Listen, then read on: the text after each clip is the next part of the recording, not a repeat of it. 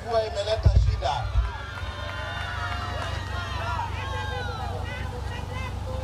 Wassalamu alaikum wa rahmatullahi ta'ala wa barakatuh.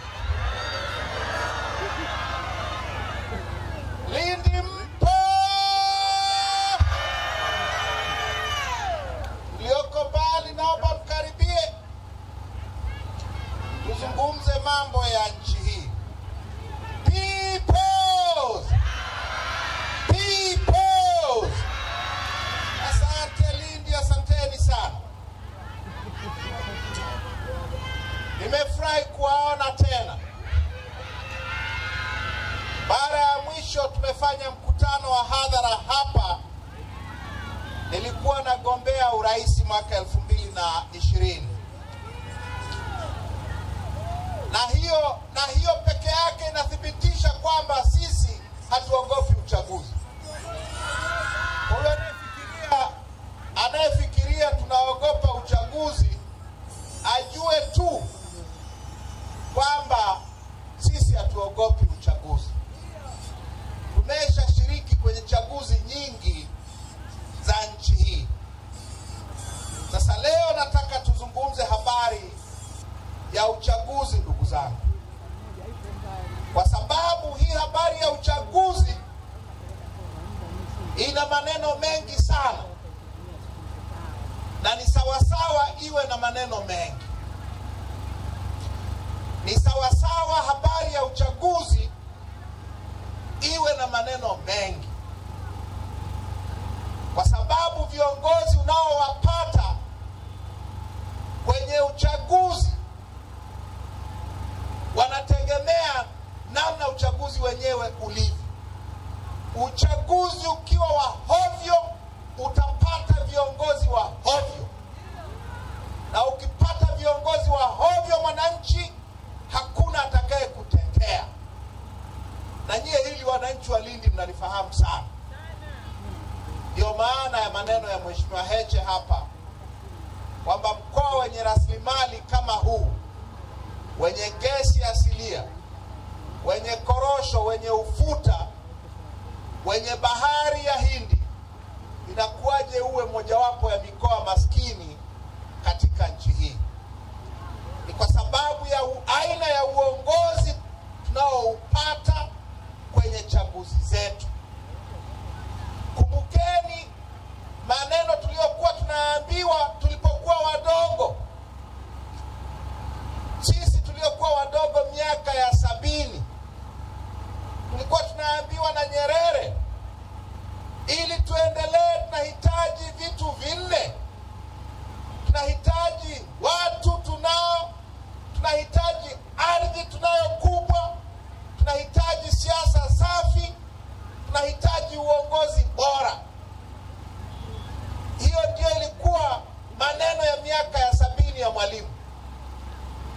Hatujai kuwa na shida ya watu, hatujai kuwa na shida ya ardhi na rasilimali. Miaka yote tumekuwa na shida ya siasa safi na shida kubwa ya uongozi bora. Na hiyo inatokana na aina ya chaguzi zetu. Wanataka tuzungumze habari ya bila mabadiliko hakuna uchaguzi. Nitazungumza kwa kutumia mifano ya Lindi ya kwenu. Kwa sababu nikitumia mifano ya Dar es Salaam, naweza mkanihoji kwa nini utumie ya Dar es Salaam, inatuhusu sisi nini? Nitatumia ya Lindi. Ndugu zangu, hapa tulipo, nyie wananchi wa Lindi, hapa mlipo, hii Lindi ina mitaa 117. Katika hiyo mitaa 117 ya mji wa Lindi, chama cha ACT kina mwenyekiti mmoja tu wa mtaa. 117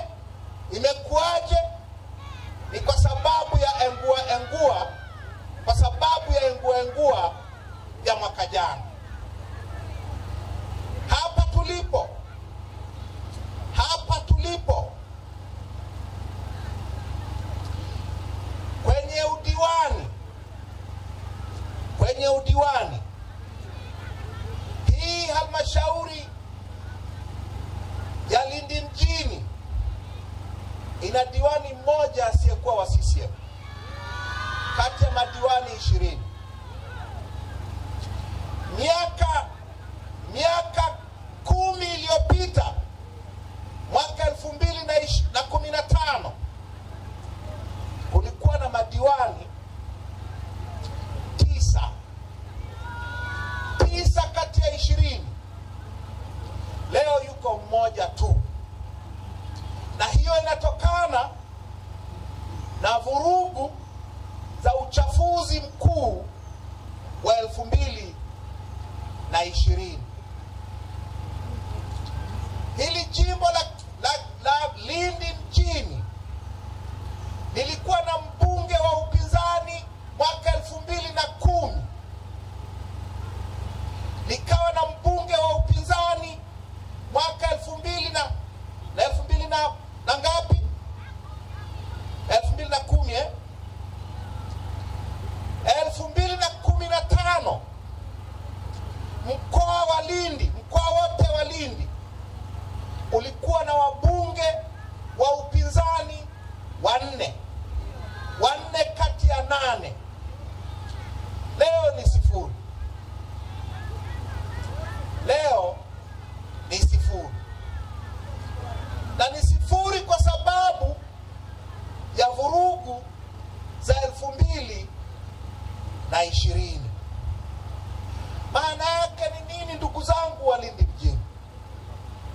Maana yake ni kwamba kwenye mitaa yenu yote isipokuwa 1 au 4, kwenye mitaa yenu yote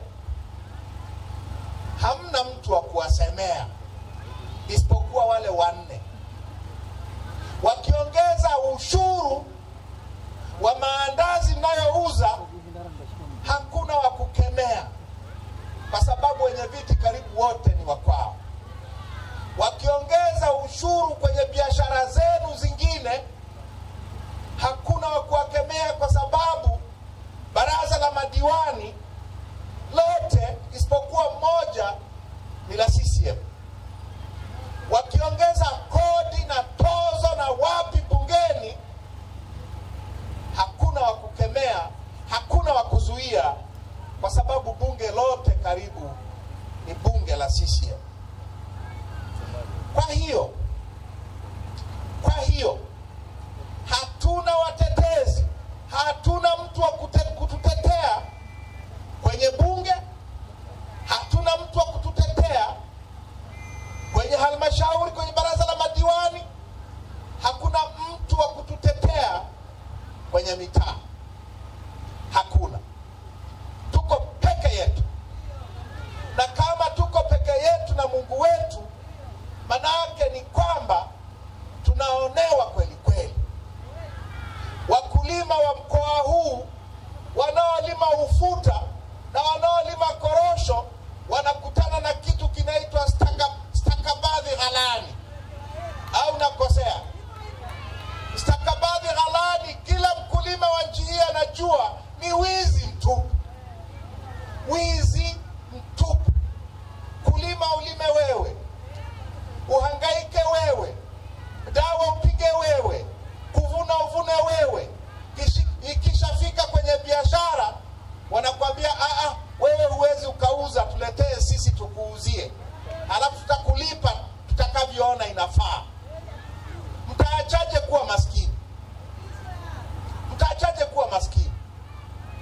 Na ni kwa sababu hawa ambao wanapaswa wawasemee wameingia kwenye nafasi za uongozi bila kupingwa, wameingia kwa kura za uwizi, wameingia kwa uongo, wameingia kwa kuenguliwa wapinzani, wameingia kwa sababu mfumo wetu wa uchaguzi ni wa ovyo. Sasa haya ambayo nimeyasema kwa Lindi mjini ni ya nchi nzima. Nimetokea Kilwa muda huu. Kilwa mwaka 2014, Kilwa Kivinje walishinda mitaa 21 kati ya mitaa 21 ya mji mdogo wa Kilwa Kivinje. Walishinda mitaa yote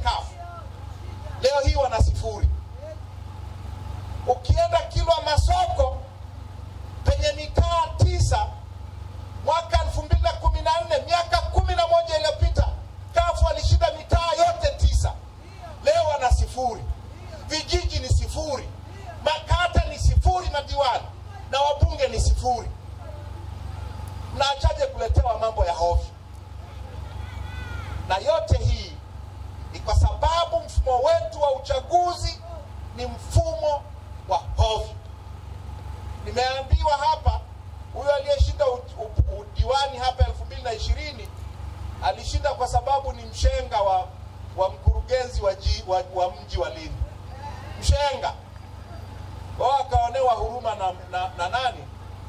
Na huyo jamaa aliyemtafutia mke.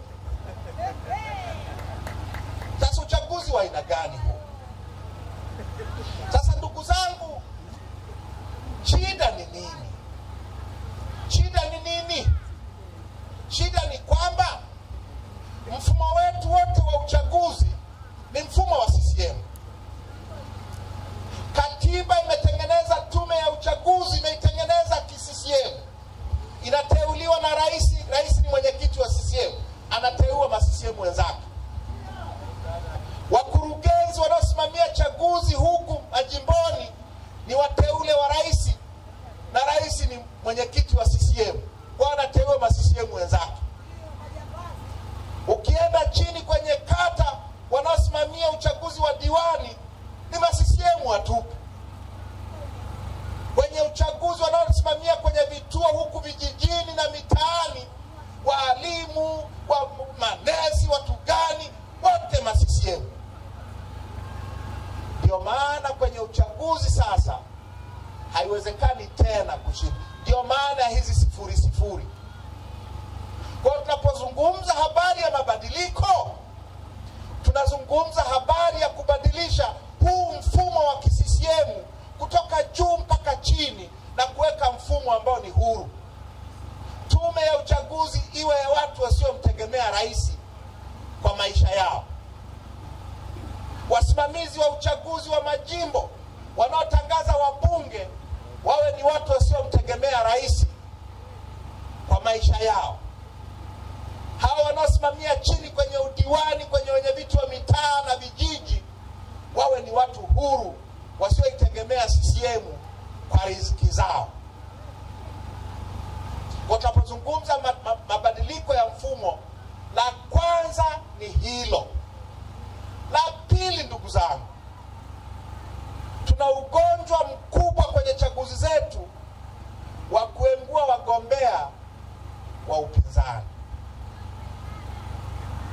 Na hili mnalifahamu sana. Umekuwa sasa ni ugonjwa wa kudumu.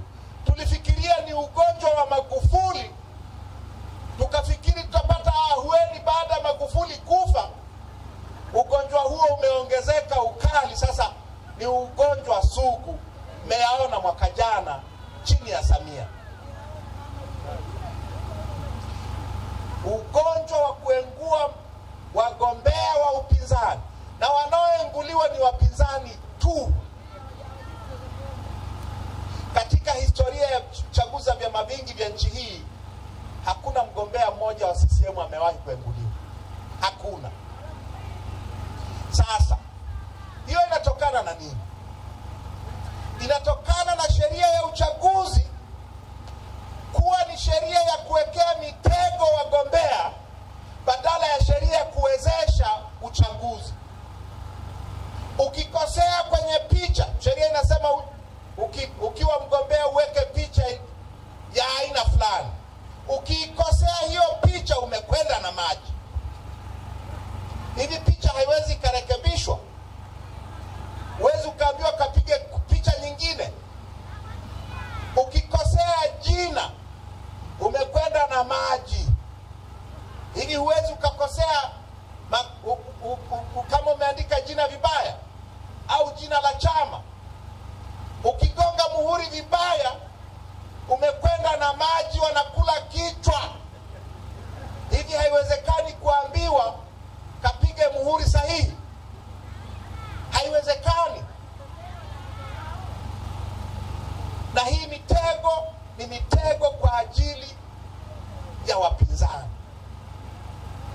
Mwaka jana hakuna aliyefanya makosa. Sio wengi waliofanya makosa, lakini walitengenezewa makosa na mkurugenzi na wakurugenzi nchi nzima na watu wao. Ndio maana wakaengua watu kwa maelfu.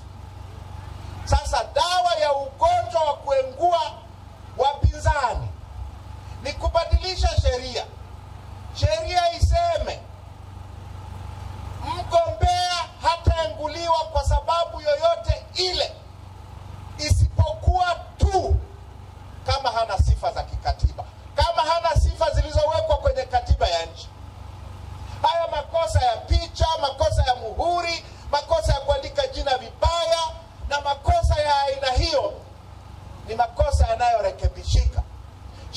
itamke hivyo.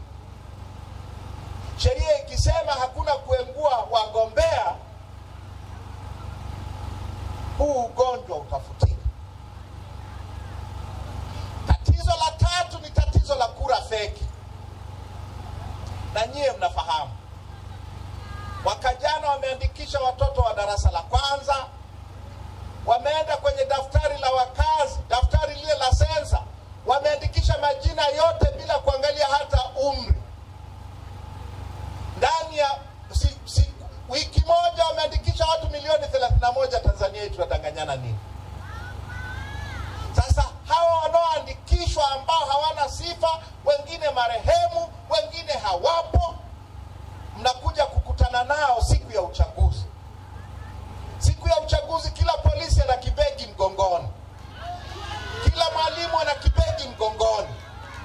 Akija na baibu, amevaa baibu, ujue baibu ina mabegi kadhaa. Akiwa na kanzu, ujue hiyo kanzu ina mambo.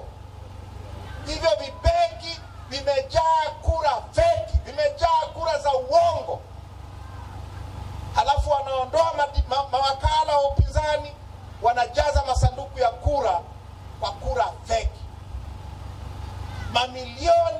Mamilioni ya kura feki ili kuishindisha CCM.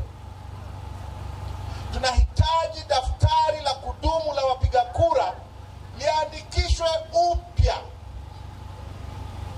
ili kuondoa mamilioni ya wapiga kura hewa ambao wameingizwa na tume ya uchaguzi kwa sasa. Na hilo litawezekana kama vyama vya siasa vinavyoshiriki uchaguzi na wagombea wao watakuwa na haki ya kwenda kuchunguza inakohifadhia tume, inakohifadhia majina ya wapiga kura wote inaowaandikisha nchi nzima. Manake tume inatuwekea majina ukutani, inaacha kuweka mamilioni ya wapiga kura hewa ambayo imewatunza kwenye seva za makompyuta yao. Kwa lazima tuandikishe daftari la wapiga kura upya, na vyama vya siasa na wagombea wapate access kwenye hii inakotunzia hizo rekodi zake. La nne, na hili mnalifahamu sana, vurugu dhidi ya wapinzani wakati wa kampeni. Tunafanyiwa vurugu sana. Tunafanyiwa vurugu na wasimamizi wa uchaguzi, tunafanyiwa vurugu na mapolisi, tunafanyiwa vurugu na ma-DC, tunafanyiwa vurugu na maafisa tarafa na wakuu wa mikoa, tunafanyiwa vurugu na watu wa usalama wa taifa. Ni vurugu dhidi ya wapinzani. Tunataka hizo vurugu zikome. Wakati wa kampeni wapinzani wapate haki sawa ya kufanya kampeni kama wagombea wa CCM. La tano, swala la mawakala na matatizo yote yanayohusiana na siku ya upigaji kura.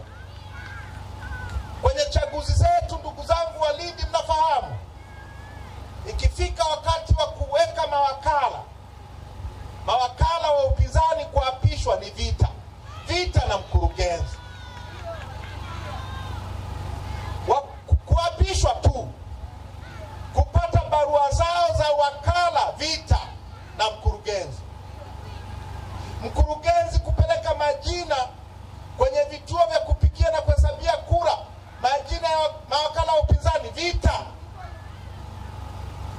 Mawakala wa upinzani kuruhusiwa kuingia kwenye vituo, vita. Mawakala kupata nakala za matokeo ya vituo vyao, vita. Nataka sheria ya uchaguzi itamke kila chama kinachoshiriki uchaguzi kina haki ya kuwa na wakala muda wote wa kupiga kura, kuzihesabu na kutangaza matokeo. Kuwe na wakala muda wote. Kusiwe na uchaguzi mahali ambapo hakuna wakala wa chama kinachoshiriki uchaguzi. Usiendelee.